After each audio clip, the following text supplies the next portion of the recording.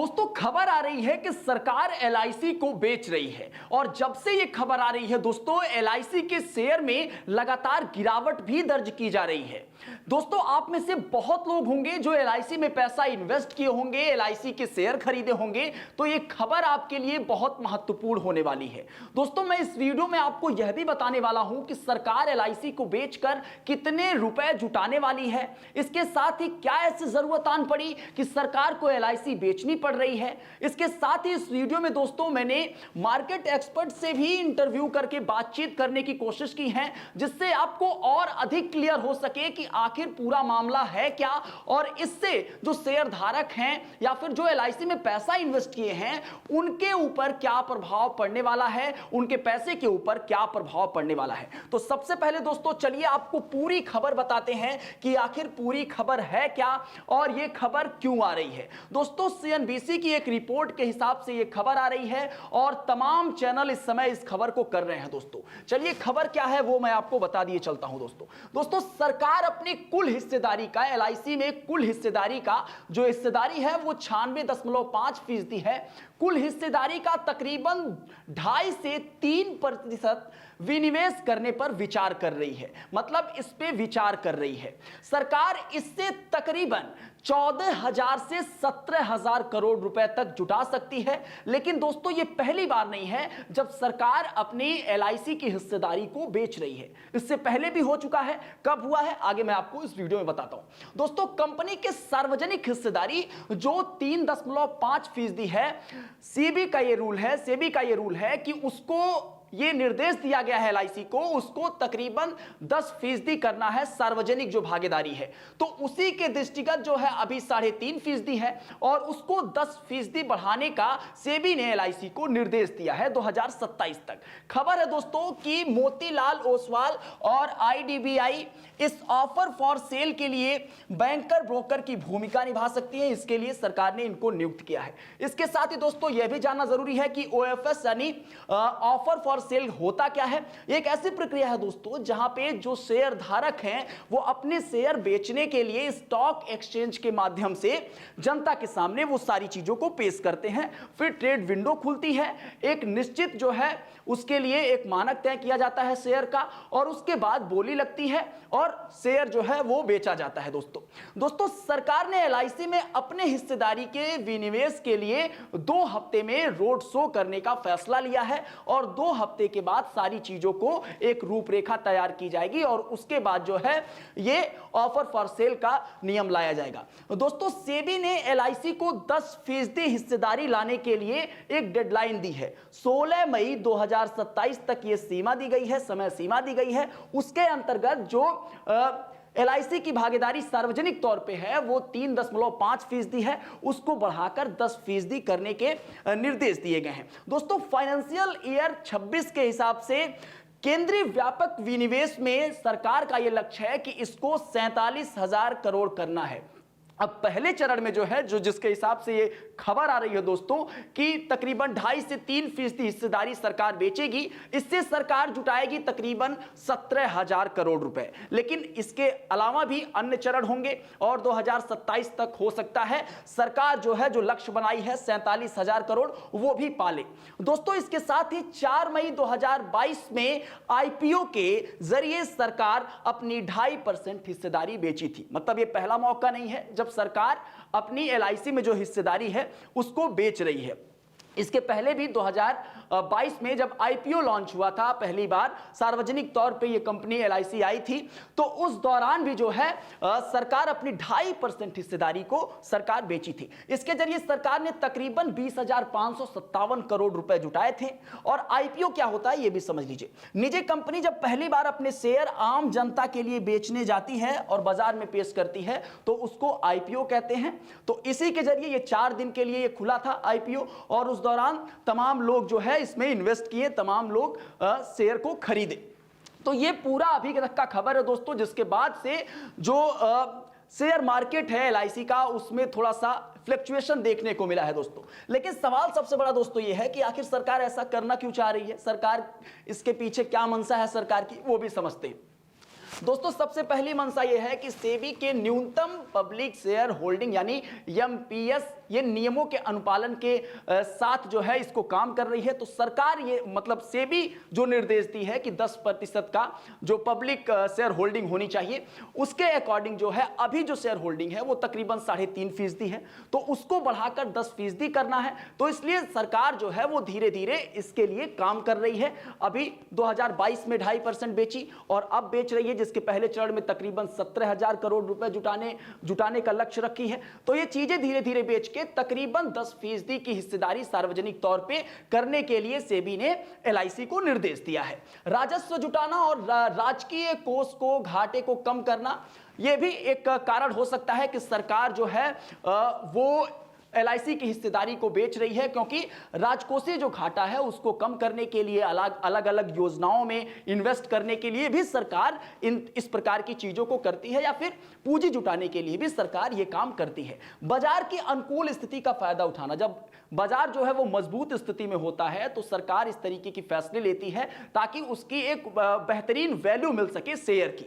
इसके साथ ही दोस्तों कंपनी की दक्षता और ग्रोथ बढ़ाने के लिए भी इसका काम किया जाता है, ताकि एलआईसी जो है वो अन्य जो कंपटीशन जो जिस क्षेत्र में है निजी भागीदारी है वो बढ़े और कंपटीशन बढ़े मार्केट में, जिसकी वजह से जो है कंपनी ग्रोथ करे। इसके साथ ही आर्थिक सुधार और निजीकरण की नीति को आगे बढ़ाने के लिए भी ये काम किया जा रहा है, हिस्सेदारी जो है वो बेची जा रही है। तो ये 5 कारण हम आपको बताएं जिसकी वजह से सरकार जो है इसको बेचना चाह रही है। लेकिन दोस्तों आगे हम आपको मार्केट एक्सपर्ट से जो इंटरव्यू किए हैं वो भी दिखाने की कोशिश करते हैं, ताकि आपको और सारी चीजें क्लियर हो सके कि पूरा मामला है क्या, आपके जो आपने इन्वेस्ट किया है पैसा उस पर क्या प्रभाव पड़ेगा।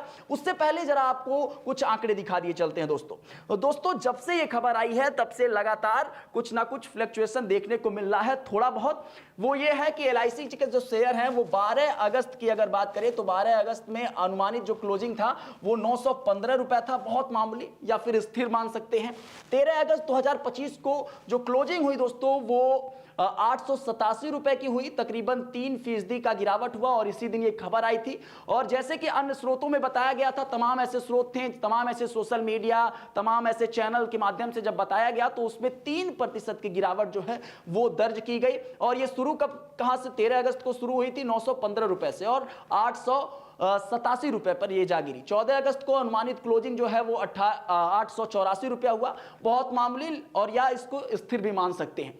तो अभी इस खबर को लेकर 13 तारीख को फ्लक्चुएशन ज्यादा देखने को मिली, लेकिन आगे इस मामले में और क्या जानकारी है आइए मार्केट एक्सपर्ट से सुनते हैं। हमारे साथ मार्केट एक्सपर्ट अजीत त्रिपाठी जी हैं। सबसे पहले सर, जब से ये खबर आई है तब से लेकर लगातार जो लोग पैसे इन्वेस्ट किए हैं या शेयर धारक हैं उनके बीच थोड़ा सा असमंजस की स्थिति बनी हुई है। सबसे पहले ये क्लियर करिए, जो लोग पैसे इन्वेस्ट किए हैं, जो शेयर धारक हैं, उनके ऊपर क्या प्रभाव पड़ने वाला है इस चीज का। सबसे पहले आपके दर्शकों को मेरा प्रणाम और नमस्कार।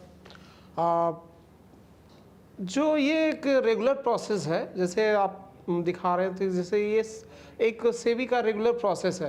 असल में सेबी का जो रूल है, रूल के अनुसार क्या होता है कि किसी भी कंपनी का 75% से जो ज़्यादा होता है उससे ज़्यादा नहीं होना चाहिए उसकी प्रमोटर होल्डिंग। लेकिन एलआईसी के केस में क्या है, 96.5 इतनी एलआईसी में सरकार की होल्डिंग है। केवल 3.5% में वो एफआईआईज, डीआईज, रिटेलर की हिस्सेदारी है। सेबी ने कहा कि आप उसको सर्कुलेट करके कम करिए, तो उसी के तहत गवर्नमेंट ने अपना 2.5% जो है उसको डिसइन्वेस्टमेंट कर रही है। उसके जरिए वो 14,000 से लेकर 17,000 करोड़ रुपए का वो पैसा उनको मिलेगा। तो ये एक रेगुलर प्रोसेस है। तो इससे जो है जो शेयर धारक हैं उनको डरने की जरूरत नहीं है। बिल्कुल नहीं, जैसे हर केस का अलग अलग होता है। देखिए क्या होता है कि मैं एक मार्केट एक्सपर्ट के तौर पे देखता हूँ तो क्या होता है कि प्रमोटर की होल्डिंग अगर घटती है किसी शेयर में तो शेयर के लिए नेगेटिव माना जाता है। जनरली क्या है, कई शेयरों में 50% है, किसी में 10% निकाला गया तो 40% हुआ, तो एक नेगेटिव तौर पे, क्योंकि उसमें जिस शेयर में प्रमोटर की होल्डिंग ज़्यादा होती है स्ट्रेंथ अच्छी होती है शेयर के ग्रोथ के लिए। लेकिन एलआईसी के केस में थोड़ा डिफरेंस है, वो 96% ऑलरेडी है। वो गवर्नमेंट के रूल के, जो आपका सेबी का रूल है उसके अनुसार उनको कम करना है। वो एक रेगुलर प्रोसेस है, वो निगेटिव नहीं है, वो तो एक नॉर्मल प्रोसीजर है। ये जो ये कहते हैं ऑफर फॉर सेलिंग, ये क्या है जिसके थ्रू जो है दो ब्रोकर्स को जो है वो सरकार जो है वो नियुक्त की है, जिसके अंतर्गत जो है ऑफर फॉर सेलिंग के अंतर्गत ये सारी चीज़ों को की जाएगी? देखिए क्या होता है कि जैसे कोई शेयर ऑलरेडी लिस्टेड है शेयर मार्केट में, तो एक इनिशियल पब्लिक ऑफर आता है, उसके थ्रू जो है वो ऑलरेडी लिस्टेड हो जाती है। लेकिन उसके बाद जब उस शेयर को बेचना होता है, बड़े मात्रा में बेचना होता है, उसके लिए एक OFS लाया जाता है, जिसके थ्रू ऑर्डर फॉर सेल के लिए वो पब्लिक में लाया जाता है और उसके थ्रू वो शेयर बेचे जाते हैं। यही होता है इसमें। अच्छा, एक बात बताइए, सरकार को ये क्यों ज़रूरत पड़ी इस चीज़ को लाने की या फिर अपनी हिस्सेदारी को बेचने की? इसको सरकार से इससे फ़ायदा क्या होने वाला है सरकार को? देखिए कोई भी अगर पैसा बेचा जाता है तो सरकार को ही पैसा जाएगा। जो उनका फाइनेंशियल डिफिशिएंट है उसमें वो मदद करता है कि उसको कम करने में। लेकिन इस केस में थोड़ा अपोजिट बात है। इसमें क्या है, इसमें सरकार नहीं चाहती, इसमें उनको एक रेगुलर प्रोसेस सेबी का जो गाइडलाइन है उसके अनुसार उनको कम करने हैं। मेरे ख्याल से पहला है, हो सकता है 1-2 और लाएँ जिससे वो हिस्सेदारी अपनी कम करनी पड़ेगी, तो वो दूसरी चीज़ है। इस केस में दूसरी केस। जब IPO लॉन्च हुआ था 2022 में LIC की, तो उस दौरान भी ये सारी चीज़ें अपनी तकरीबन 2.5% हिस्सेदारी जो है वो सरकार ने बेचा था जी। क्या प्रभाव उसका पड़ा था, और IPO जब लॉन्च हुआ था तो उसका कितना बेनिफिट जो है वो LIC को मिला था कंपनी के तौर पे? देखिए पब्लिक क्या होता है कि ज़्यादातर हिस्सेदारी गवर्नमेंट के पास थी। उसमें क्या होता है, पब्लिक में लाने से कुछ पैसे जो प्रमोटर के जो होते हैं उनको उनके पास जाते हैं, शेयर पब्लिक में आता है, तो एक फ़ायदा तो होता ही है। अब इसमें क्या है, जब इसमें रिटेल में आया था, IPO इसका आया था, उस दौरान रिटेलर को फ़ायदा नहीं हुआ था। जो जिस रेट पे आया था उसके आने के कुछ ही दिन बाद उस शेयर में गिरावट आई। बड़े जो इंस्टीट्यूशन थे उन्होंने बहुत ज़्यादा इसमें शेयर लिए नहीं, ज़्यादातर रिटेलर के पास शेयर पहुँचे और बहुत समय लगा। लेकिन फ़िलहाल उसने वो दौर रिकवर कर लिया है। शेयर रिकवर होकर 900 जो IPO के रेट पे वो दोबारा आ चुका है। तो अभी आपको क्या लगता है कि अब जो है सरकार जब हिस्सेदारी अपनी बेच रही है, तो आपको क्या लगता है कि अब जो इन्वेस्टमेंट आएगा वो संस्थागत आएगा या फिर रिटेलर की जो सहभागिता है वो ज़्यादा देखने को मिलेगी इस बार भी? देखिए इस बार थोड़ा सा मुझे डाउट लगता है कि रिटेलर का होगा, क्योंकि रिटेलर ऑलरेडी एक बार IPO में लगाया, उसको बहुत भाई शेयर बाजार में जो रिटेलर पैसा क्यों लगाता है, रिटर्न कमाने के लिए, पैसा कमाने के लिए। उस कंडीशन में उसको मिला नहीं अभी तक। जितना बड़ा एक बहुत बड़ा नाम है LIC का, उस अनुसार उस शेयर से जो है उनको अर्न नहीं आई। तो इसमें एक डाउट है। लेकिन सरकार एक 2.5% का OFS है, कॉर्पोरेट से बातचीत करती होगी, वो ऑलरेडी वो हो सकता है उन्होंने बात भी कर लिया हो, वो ऑलरेडी किसी कॉर्पोरेट के जरिए वो OFS में मतलब जो बेसिकली जो शेयर धारक हैं या जो पैसे इन्वेस्ट करने वाले लोग हैं उनको किसी प्रकार की डरने की आवश्यकता नहीं, डरने की कोई बात नहीं है। तो मार्केट एक्सपर्ट अजीत त्रिपाठी जी हमारे साथ मौजूद थे। कई जो प्रश्न मैंने किए, जो जानकारी आपको लगता है मुझे कि आपको ज़रूरी थी, उन सारी चीज़ों पे मैंने बात करने की कोशिश की। उम्मीद है कि आपका जो भ्रम है कि आपके पैसे जो है वो किसी प्रकार से उस पर प्रभाव पड़ेगा, या आप अगर शेयर धारक हैं तो किसी प्रकार से जो है इस खबर से आपके ऊपर प्रभाव पड़ने वाला है, आपके पैसे के ऊपर प्रभाव पड़ने वाला है, तो ये गलत है। जो सारी चीज़ें नेचुरल चल रही थी, जिस प्रकार से शेयर में LIC के, वो उसी तरीके से चलने वाली हैं। बहरहाल इस पूरी खबर पर आपकी क्या राय है, अपनी प्रतिक्रिया जरूर दीजिएगा, और इस खबर को देखने के बाद आपके अंदर जो भ्रम की स्थिति थी वो क्या दूर हो पाई है या नहीं, जरूर बताइएगा। धन्यवाद।